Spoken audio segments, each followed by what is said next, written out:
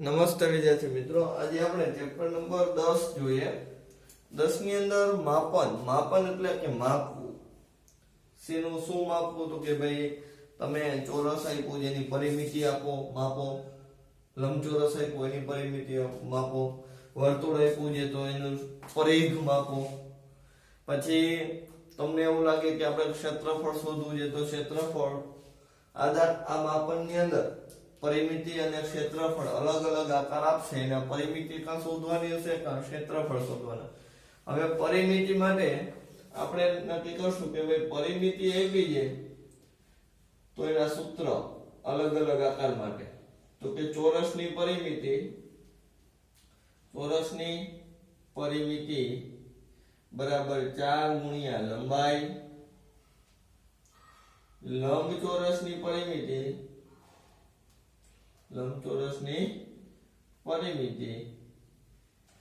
2 કૌંસમાં એટલે 2 ગુણાકારમાં કહેવાય. પછી લંબાઈ પ્લસ પહોળાઈ. પછી ત્રિકોણની પરિમિતિ ત્રિકોણને કેટલી બાજુ હોય? તો કે 3 બાજુ. તો કે બાજુ પ્લસ બાજુ પ્લસ બાજુ, 3 બાજુનો સરવાળો. એવી રીતે લંબાઈ 4 ગુણ્યા લંબાઈ કરી તો 4 ગુણ્યા તમે લંબાઈ કરી શકો. અહીં તમે 3 ગુણ્યા બાજુ કરી શકો. પરંતુ આપણે શું કામે બાજુ કર્યું કે ત્રિકોણ ઘણા બધા પ્રકારના હોય. સમબાજુ ત્રિકોણ હોય, વિષમબાજુ હોય, સમદ્વિબાજુ હોય. તો આપણે શું થાય, દાખલો ઘણો પ્રોબ્લેમ થાય અથવા તો ખોટું પડવાની શક્યતા રહે. એટલે ત્રિકોણની પરિમિતિ જ્યારે આવશે ત્યારે આપણે આમ કરશું.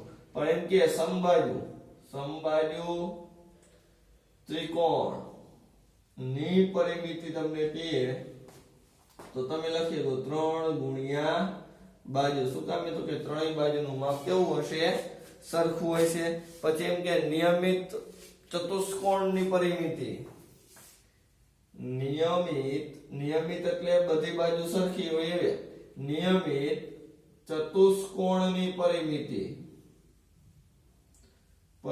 તો કે 4 ગુણ્યા બાજુ. ચતુષ્કોણમાં 4 બાજુ હોય. તો તમને એમ કે નિયમિત પંચકોણની પરિમિતિ તો 5 બાજુ હોય પંચકોણમાં. તો કે 5 ગુણ્યા બાજુ. તમને એમ કે ષટકોણની પરિમિતિ તો 6 ગુણ્યા બાજુ. સપ્તકોણ કહીએ તો એ બધું એક જ. પછી 7 ગુણ્યા બાજુ અથવા તો બધી બાજુનો સરવાળો એટલે શું થાય? પરિમિતિ. કોઈ પણ નું સૂત્ર તમને યાદ ન હોય તો પરિમિતિ એટલે શું થશે? યાદ રાખજો, બધી બાજુનો સરવાળો. એ રીતે ક્ષેત્રફળ લઈ લઈએ. ક્ષેત્રફળની અંદર તમને એમ પૂછે કે ભાઈ ચોરસનું ક્ષેત્રફળ શોધો. તો કે ચોરસનું ક્ષેત્રફળ બરાબર લંબાઈ ગુણ્યા લંબાઈ. અને લંબચોરસનું કહીએ લંબચોરસનું ક્ષેત્રફળ તો લંબાઈ ગુણ્યા પહોળાઈ. આ વાત થઈ ગઈ કે નહીં? તો કે ક્ષેત્રફળની. હવે આપણે જુદા જુદા આકારના સૂત્ર તો લખ્યા. પરિમિતિ કેને કહેવાય, ક્ષેત્રફળ કેને કહેવાય, એ પણ આપણને ખબર હોવી જોઈએ. તો જ આપણે પરિમિતિ અને ક્ષેત્રફળ શોધતા આવડે. જો પરિમિતિ એટલે શું હોય? તો કે ફરતી બાજુ. હું એમ કહું કે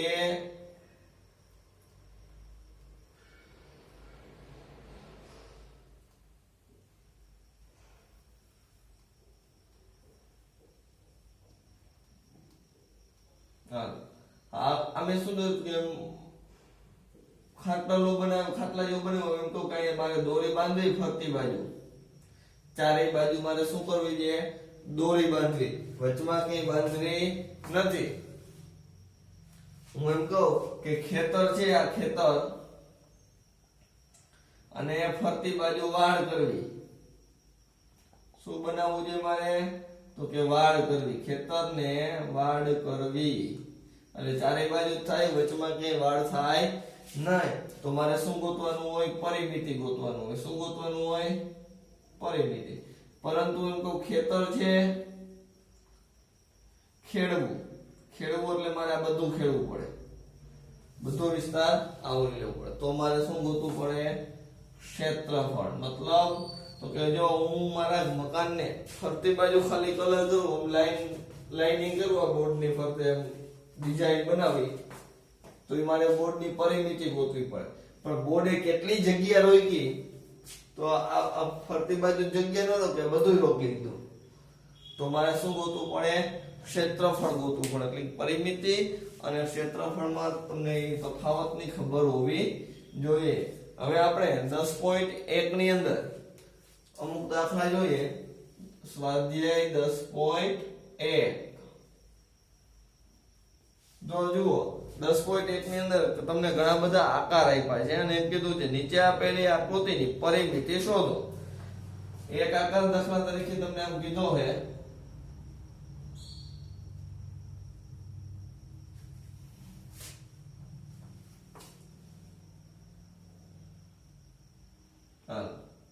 આવો આકાર કીધો છે. એમાં 5 સેમી 4 સેમી, અહીંયા 5 સેમી, 4 સેમી, 2 સેમી, 1 સેમી,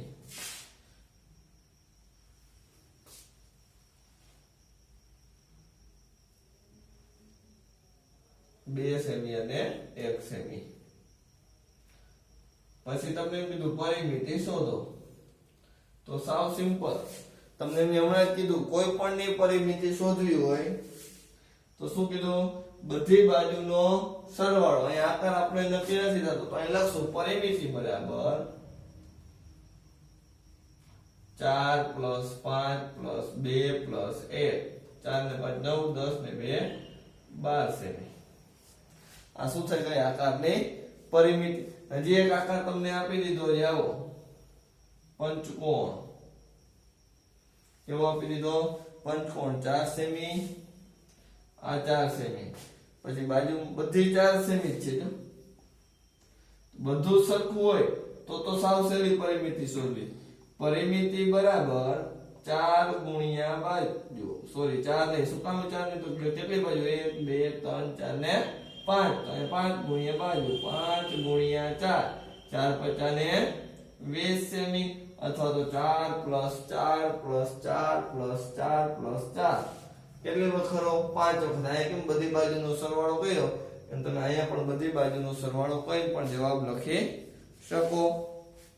પછી એક આકૃતિ તમને આપી છે એરાવાળી.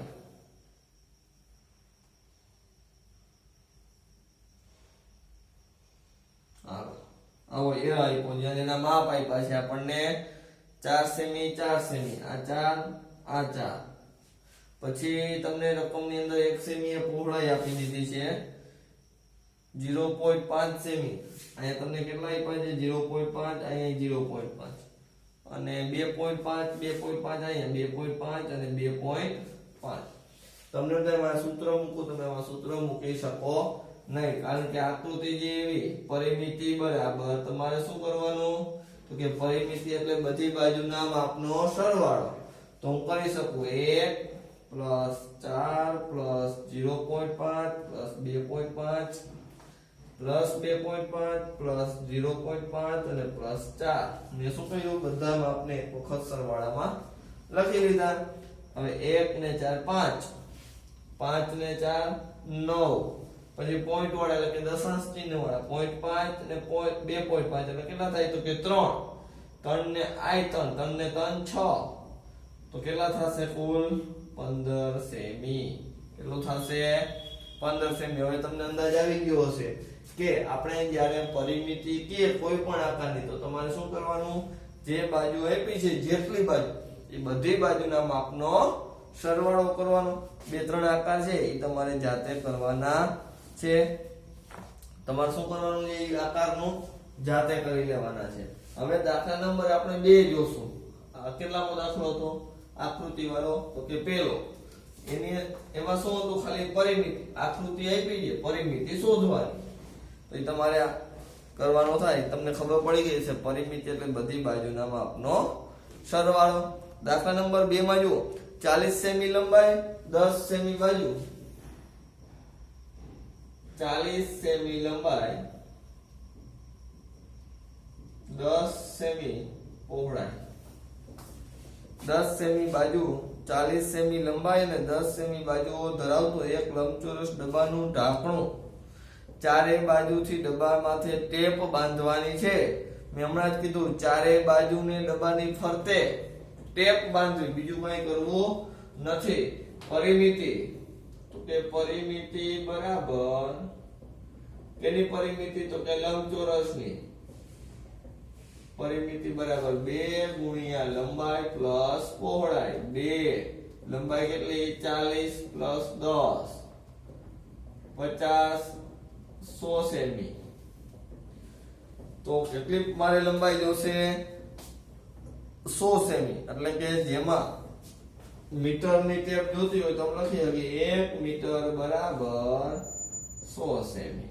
તો 1 મીટર લખો અથવા તો 100 સેમી લખો, કોઈ પણ જવાબ લખી શકો. હવે દાખલા નંબર 3 ની અંદર જુઓ. એક ટેબલ ઉપરની સપાટી ઉપર 2 મીટર 25 સેમી ની 1 મીટર અને 50 સેમી સપાટીની પરિમિતિ મારે જોઈએ છે. ટેબલની સપાટીની લંબાઈ અને પહોળાઈ આપી છે. તો કે ટેબલની સપાટીની લંબાઈ કેટલી આપી દાખલા નંબર 3 માં? લંબાઈ આપી 1 મીટર અને 25 સેમી. આવું આવે ને એને પોઈન્ટમાં ફેરવું હોય તો ફેરવી લે. કેવી રીતે? તો કે 1 મીટર, મીટર પછી પોઈન્ટ અને 25 ને ફરતે અહીંયા લખી નાખવાનું મીટર. પહોળાઈ તમને કીધી 1 મીટર અને 50 સેમી. તો 1.50 મીટર થઈ ગયું બધું મીટરમાં. સેમી ને મીટર ચાલે ને એકમ કેવા હોવા જોઈએ? સરખા હોવા જોઈએ. હવે તમને એમ કીધી એની લંબ પરિમિતિ તો કે લંબચોરસની પરિમિતિ મેં હમણાં કીધું લંબચોરસની પરિમિતિનું સૂત્ર 2 ગુણ્યા લંબાઈ પ્લસ પહોળાઈ. 2 લંબાઈ કેટલી આપી 1.25, પહોળાઈ કેટલી આપી 1.50. આ બેનો 1.25 અને 1.50 નો સરવાળો કરો એટલે 2.75. ગુણાકાર કરો તો 5 દુ 10, 10 ની 0 ઉદા પડી 1, 7 દુ 14 ને 15, 15 નો 5 ઉદા પડી 2 દુ 4 ને 5, 5.5 મીટર. તો આને તમે લખી દો 5 મીટર અને 50 સેમી. એ અથવા તો 5.50 સેમી તમે મીટર લખી શકો. એ રીતે પણ આપણને આવડવું જોઈએ. આપણે લંબાઈ કેટલી કીધી છે જુઓ તો 2 મીટર અને 25 સેન્ટીમીટર. કે અહીંયા 2 મીટર અને 25 કીધા છે. તો અહીંયા પણ આપણે માપ બદલાવશું. 2 ને 3 તો આ 3.75. તો આ કેટલા આવશે 7.50. કેટલા આવશે 7.50. એવી રીતે તમને કીધું કે 32 મીટર લંબાઈ 21 સેમી પહોળાઈ ધરાવતો એક ફોટોગ્રાફની ફ્રેમ બનાવી છે. શું બનાવવું છે? ફોટોગ્રાફની ફ્રેમ. તો તમે દાખલાની શરૂઆત કરો છો તો કે ફોટોગ્રાફની ફ્રેમ બનાવી. દાખલા નંબર 4. લંબાઈ તમને 32 સેમી, પહોળાઈ તમને આપી દીધી 21 સેમી. તો તમને એમ કીધું ફોટો ફ્રેમની પરિમિતિ. ફોટો ફ્રેમ કેવી છે? તો કે લંબચોરસ. કારણ કે લંબાઈ અને પહોળાઈ બે આપી દે અલગ અલગ છે. તો ફોટો ફ્રેમ લંબચોરસ છે. તો એની પરિમિતિ બરાબર 2 ગુણ્યા લંબાઈ પ્લસ પહોળાઈ. 2 લંબાઈ કેટલી 32, 21. 2 32 ને 21 નો સરવાળો કરો એટલે 3 ને 2 53. 53 ગુણ્યા 2 કરો એટલે 106 સેમી ની પરિમિતિ થાય. ફોટો ફ્રેમ કુલ લંબાઈ કેટલી થાય 106 સેમી. એવી રીતે પાંચમો દાખલો છે તમારે જાતે કરવાનો છે. લંબાઈ પહોળાઈ બે આપી દીધી છે. ખાલી શું કરવાનું છે? સૂત્ર મૂકીને દાખલો. નીચે આપેલા આકારની પરિમિતિ તમે શોધો. 3 સેમી, 4 સેમી ને 5 સેમી બાજુવાળો ત્રિકોણ. 3 સેમી, 4 સેમી અને 5 સેમી બાજુવાળો ત્રિકોણ. આપણે વાત કરી હતી ત્રિકોણની પરિમિતિ. બાજુ પ્લસ બાજુ પ્લસ બાજુ 5 ને 4 9 12 સેમી. બધી બાજુનો સરવાળો. 9 સેમી લંબાઈ ધરાવતા સમબાજુ ત્રિકોણની પરિમિતિ. 9 સેમી બાજુ એવો સમબાજુ ત્રિકોણ. તો કે સમબાજુ ત્રિકોણની પરિમિતિ 3 ગુણ્યા બાજુ. શું કામ હે તો કે ત્રણેય બાજુનું માપ સરખું હશે એટલે 3 ગુણ્યા બાજુ તો કે 27 સેમી અથવા તો 9 + 9 + 9 ત્રણ વાર લઈ લ્યો. સમદ્વિભાજક ત્રિકોણ તો કે બે બાજુનું માપ કેવું હશે સરખું હશે એટલે 8 + 8 અને ત્રીજી બાજુનું માપ 6 એટલે 8 + 8 એટલે 14 14 ને 6 20 સેમી. સમદ્વિબાજુ ત્રિકોણ એટલે બે બાજુના માપ સરખા હોય ત્રીજી બાજુનું માપ અલગ હોય. પછી દાખલા નંબર 7 ની અંદર તમને એમ કીધું જેની બાજુના માપ 10 સેમી 14 સેમી અને 15 સેમી એવા ત્રિકોણની પરિમિતિ. દાખલા નંબર 7 ત્રિકોણની પરિમિતિ કીધી તો કે ત્રિકોણની પરિમિતિ બરાબર 10 સેમી 14 સેમી અને 15 સેમી. 10 સેમી 15 સેમી અને એનો પરિમિતિ 10 ને 25 25 35 39 મીટર સેમી. કેટલી થશે 39 સેમી. કારણ કે આપણે ત્રિકોણની પરિમિતિ કીધું એટલે લખવાનું ત્રિકોણની પરિમિતિ બરાબર બાજુ પ્લસ બાજુ પ્લસ બાજુ. સૂત્ર મૂકીને કરી કારણ કે આપણે પેલો જ દાખલો આપ્યો છે બાજુ પ્લસ બાજુ પ્લસ બાજુ બધી બાજુનો સરવાળો ત્રિકોણની પરિમિતિ એટલે કેટલી આવશે 39. પછી આપણે નવમા દાખલામાં મેં જેની બાજુનું માપ 8 મીટર છે એવો નિયમિત ષટકોણ તો કે નિયમિત ષટકોણની પરિમિતિ. ષટ કેટલી બાજુ હોય તો કે 6 બાજુ તો અહીં લખાય 6 ગુણ્યા બાજુ. 6 બાજુનું માપ કેટલી કીધું તો કે 8 સેમી હોય એવો 8 48 મીટર અથવા તો સેમી આપ્યું હોય તો સેમી. મીટર આપ્યું છે તો આપણે 48 મીટર લખી નાખશું. પછી 20 સેમી પરિમિતિ ચોરસ. નવમા દાખલામાં તમને ચોરસ ની પરિમિતિ તો ચોરસમાં કેટલી બાજુ હોય 4 બાજુ 4 ગુણ્યા બાજુ તો 4 ગુણ્યા 20 એટલે કેટલા થશે 80 મીટર આપ્યું છે કે સેમી તો કે મીટર તો આપણે જવાબમાં પણ લખશું મીટર. દાખલા નંબર 10 પંચકોણ. નિયમિત પંચકોણ કીધો તમને કેવો કીધો નિયમિત પંચકોણ એની પરિમિતિ આપી દીધી. પંચકોણની પરિમિતિ તમને આપી દીધી રકમની અંદર 100 મીટર. કેટલા મીટર સોરી 100 સેમી આપી છે. કેટલી આપી છે 100 સેમી. તો અહીં લખાય પંચકોણની પરિમિતિ બરાબર 5 ગુણ્યા બાજુ. પરિમિતિ 100 5 એમણમ ને બાજુ ખબર નથી આપણે શું કીધું પરિમિતિ આપી છે અને બાજુનું માપ શોધો તો 5 ગુણાકારમાં બરાબર ની આ બાજુ આવે તો કે ભાગાકારમાં 100 ભાગ્યા 5 બાજુ તો 20. બાજુનું માપ કેટલું આવશે પંચકોણની દરેક બાજુનું માપ તો કે 20 સેમી. એવી રીતે દાખલા નંબર 11 અને 12 તમારે શું કરવાનું છે પરિમિતિ આપી છે અને શોધવાનું છે પણ એ આપણે નેક્સ્ટ વિડીયોમાં લઈ લેશું કારણ કે આની અંદર હજી ઘણા બધા દાખલા આપેલા છે. 10 દાખલા અહીંયા કર્યા છે 11મા દાખલા આપણે નેક્સ્ટ વિડીયોમાં લેશું.